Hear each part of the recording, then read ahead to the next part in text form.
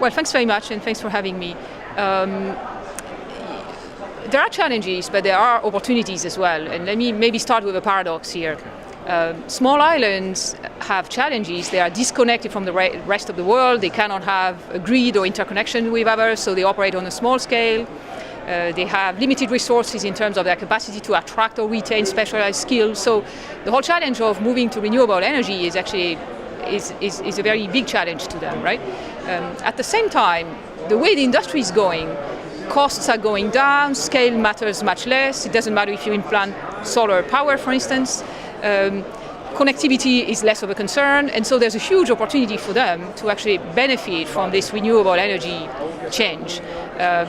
Now, is it easy to bring this into your mix and to acquire the skills to structure the transaction, to engage the private sector, to make this happen, and to find ways of engaging also the concessional financing of the carbon funds? No, it's not easy, and it's not easy for very small countries. Some of these countries have less than 100,000 inhabitants in them. Yeah? So there is a need there for joining forces. There is a need for getting help on technical skills that are missing. There's a need for the international community to accompany that movement. But all that we see happening right now, and that Carbon Expo is in fact advertising, is very good news for small islands, right? Carbon Expo, carbon pricing is a central plank of much of the World Bank's policy. In fact, the World Bank Special Envoy for Climate Change, Rachel Kite, has talked about a growing inevitability of carbon pricing around the world. I'm just interested how you see some element of carbon pricing, whether a tax or a emissions trading system, rolled out in these countries. There are some leading, such as South Korea and Mexico and Chile, but how would that come about in these islands like the Maldives and Sri Lanka? Well, your question is very advanced for most of the small islands, right? Because they're still struggling with introducing the renewable energy into their mix.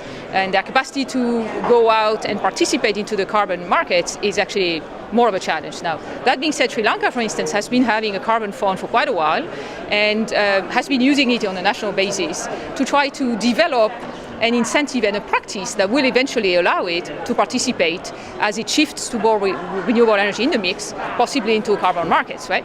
But for the same reason that, as I was saying earlier, there is a more difficult hurdle for small islands to participate into these opportunities.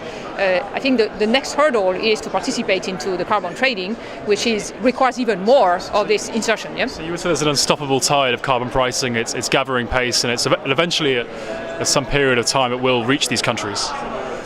I have no doubts that once we have market established, these countries will participate, just as they're already participating into some of the carbon fund financing, right? But they probably will not be the places where these mechanisms happen first, and they will probably need some amount of accompaniment to actually come in. A lot of it being related to the skills that are required to participate into those markets, right? Okay.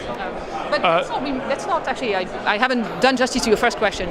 These are countries that have no historical responsibility in the emission of carbon, right? I think that leads me on to the idea of this 1.5 degree goal. We know that due to the rising impacts from an overheating planet, these countries are going to get affected the worst. Tuvalu, I think the highest point is 5 meters on the country, in the island itself. But has the window of opportunity to hold temperatures below 1.5 degrees gone now? Do these countries have any clout in making sure on a Paris deal that temperatures remain below 1.5 degrees Celsius?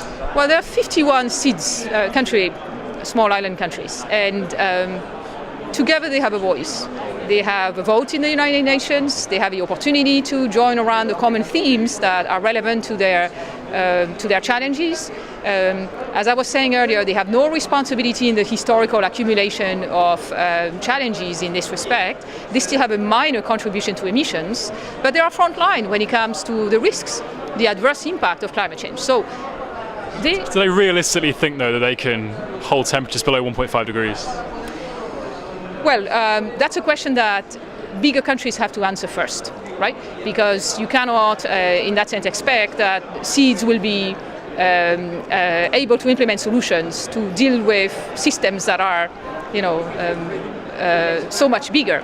But together, what they can do is raise a collective voice, which is very helpful in that debate. to make sure that everybody is aware and enticed to find collective solutions. So that joint voice should help. Francoise, we'll leave it there. Thanks very much for your time.